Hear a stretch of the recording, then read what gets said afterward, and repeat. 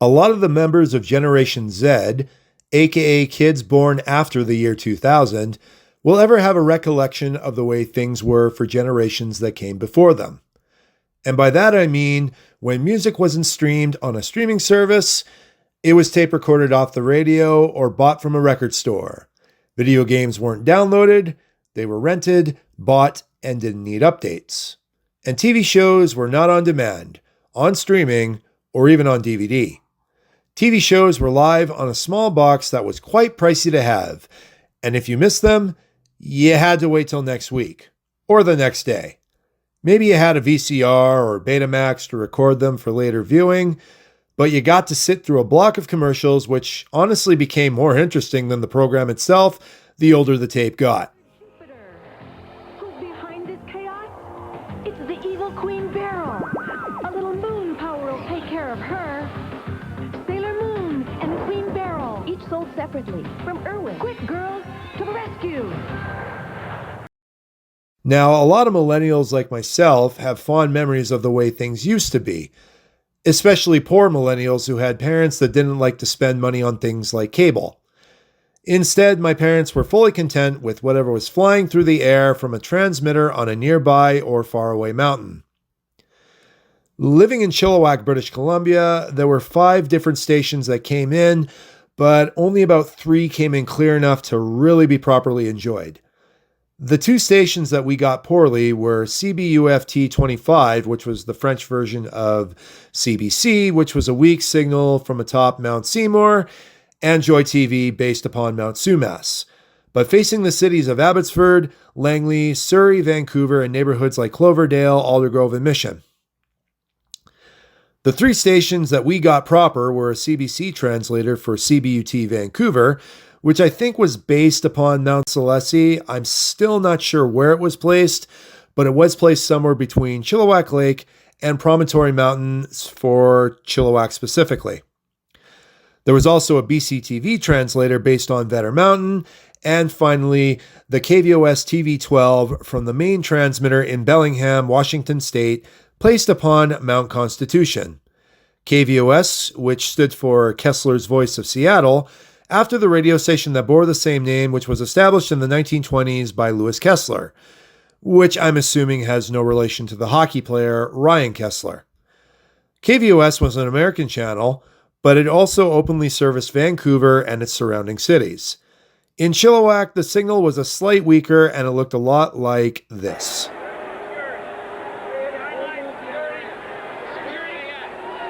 We're looking for sidelines, feeling we could be looking at overtime. Right now, Seattle has this isn't a KVOS clip, but it does have the Seattle Seahawks, which would have been directly in KVOS's market.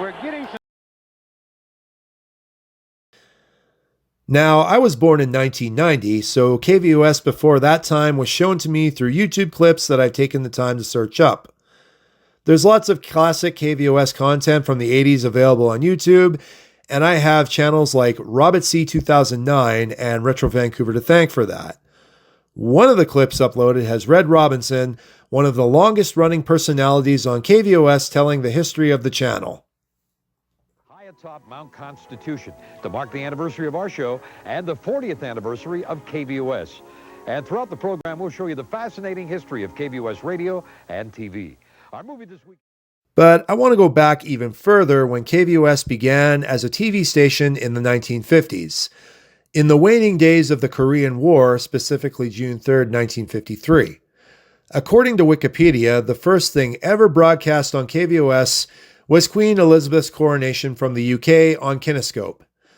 Another thing to note, that this was also the first television station to air anything west of Ontario in Canada until December of that year when Vancouver finally got some OTA from the same CBC station I mentioned earlier, CBUT2.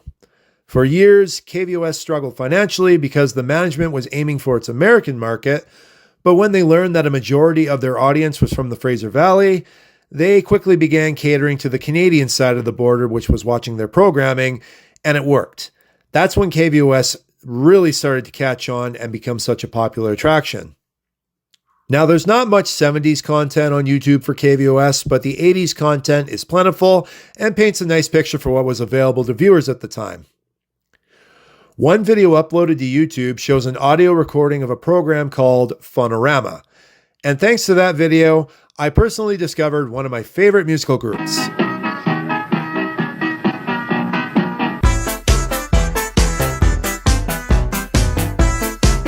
The Yellow Magic Orchestra, based in Japan. How someone from the studio found YMO, I can only assume was a music nerd who traveled there, found one of their albums, and presented it to the station who used it in their bumpers. Another cool note is that KVOS TV 12 is in my absolute favorite movie of all time. Being that the first Rambo movie takes place in the state of Washington, but filmed in Hope, British Columbia, a half-hour's drive from Chilliwack, and maybe a place where you might have been able to watch KVOS OTA, there's a scene from the movie where a news reporter is telling the story of what's going on. Take a look at that camera in that scene. One of the multiple reasons why First Blood is my favorite movie of all time. Now, my memory of KVOS TV 12 begins in the early 1990s. Around that time, my parents had cable and would often record movies off of Red's Classic Theater and the Primetime Movie for later viewing. However, around the time I was 3 years old in 1993 and just starting to be able to remember things, Dad cut the cable and didn't want to hook up an antenna for free TV. He did this because at the time, he was getting very devout into Christianity and felt that television was a distraction. So as a result, those tapes he recorded were my only access to KVOS TV 12, and I watched them all to the point where they all wore out. And by the way, there's a few movies on those tapes I remember quite fondly.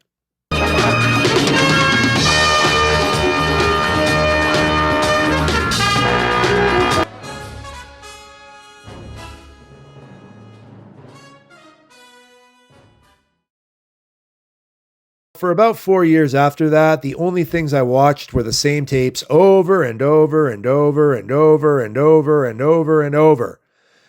And eventually, I think my mom and dad were getting fed up with the same episodes of Barney and Friends and Sesame Street 3 times a day. Plus, with the lack of outside pop culture in the home, I think my parents knew that I was going to be behind socially among my peers. So in 1997, Dad went out and bought another antenna, and we had fresh television day in and day out. This is when I started to watch KVOS every morning before school and on occasion after school as well. KVOS had tons of great kids programming. The ones I remember best were DuckTales, Doug, Recess, Bill Nye the Science Guy, and Dragon Ball Z. And with one of the weirdest memories attached to it, The Legend of Tarzan. No one remembers that show, but I do, because KVOS continued to show its children's programming block on the morning of September 11th, 2001, when the World Trade Center was destroyed by 2 planes flown by Muslim terrorists. And that was the show that was on during that time. KVOS aired retro classics mostly on Saturday mornings like The Flintstones, The Jetsons, Scooby-Doo, and Fat Albert and the Cosby Kids. Of course, this was the 90s, so we had no idea Bill Cosby liked drugging women. There were also a few forgotten cartoons like Augie and the Cockroaches and the Space Goofs, and there were also game shows like Peer Pressure and Click, which was hosted by none other than Ryan Seacrest, who we know nowadays hosts Wheel of Fortune. One of the staples of KVOS TV was Kid Stuff. Kid Stuff segues and commercials aired during the mornings, hosted by a young lady named Jamie Johnson, who is now Jamie Lint, who acted as a hostess for the studio from 1994 to 2002. Jamie now works for another Washington-based TV station called Como 4 and seems to be alive and well, but finding old YouTube clips of her has proven to be difficult. Another staple of classic KVOS programming was the Weather View Now segments. I'm not quite sure when these began, but they ran for years, giving viewers current and predicted weather forecasts. Back in the 90s, no one had smartphones to just casually check their local forecast, so a station doing these every commercial break, like KVOS, was a godsend. As the 90s segued into the 2000s, KVOS kept on with great programming, but included another show that I adored. For those not in the know, maximum exposure was like Fail Army and surfing YouTube and watching viral videos years before it became more interactive. The show was narrated by a guy named Cam Brainerd, who played the smart aleck announcer dude who also went on to do lots of voiceover work for Disney, so you might recognize his voice. The car's streaking along, and the driver decides to take the loser exit. Guns the engine, and he's riding air. End of chase? Not hardly. The car is totaled, but the suspect isn't. When it came to game shows, shows like Click and Peer Pressure had long since faded since the turn of the millennium, but in its place was a fun one called Street Smarts, which was a fun game show that ran from 2000 to 2005. Chance to get even. Only one of you can patch your pride and stack of cash. Who will have the last laugh? It's Revenge Week on Street Smarts right now. Now, one night at dinner in July of 2004, when I was 14, my dad had a particularly bad day at work, and the phone rang during dinner. It was a Shaw Cable representative offering a deal on internet, which my parents were incredibly paranoid of because of all the information they were getting about the internet came from a lot of far right-wingers from the church. So my dad got mad and told the guy, "We don't need internet. Why don't you just screw off?" and hung the phone up. I remember that vividly, right down to the tone of his voice. A few moments later, he began to feel guilty about behaving that way in front of my mom, big brother, and little sister, and also because he was a Canucks fan and was getting tired of just listening to games on AM radio. He called the Shaw guys back and apologized for snapping, but then asked about cable packages. 3 weeks later, on August 17th, 2004, after 11 years without it, my family finally had cable again. Dad finally caved and got us legit internet in 2008. Now, unfortunately, after 2004, from what I remember, KVOS was putting up programs that really weren't that interesting compared to what was available on cable, so I don't think I really cared all that much. In the year 2010, my grandfather moved in with us because he was getting too old to take care of himself, and Dad went to the next best thing for watching TV at the time, satellite, provided by Bell Media. And do you know what was available on satellite? Hi, this is Red Robinson for KVOS Me TV, celebrating our 60th birthday this year. Go to our KVOS. And this was just after 2009, right after the digital transition, and KVOS TV as an independent station just wasn't the same. It was now an affiliate known as Me TV, which is what it still is today. Another thing about digital is that the signal improved.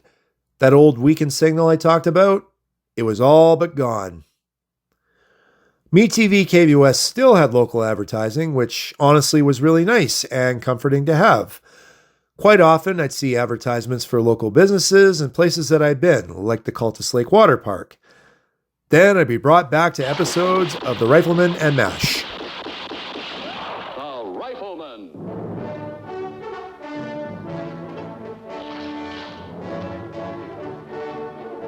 Starring Chuck Connors. When I moved out on my own in 2013, I really didn't care much for having tons of cable television. I tried getting back into it, but quite often I would just be happy setting up an antenna and picking up whatever was available for free. And KVOS was still free, airing its Me TV programming block.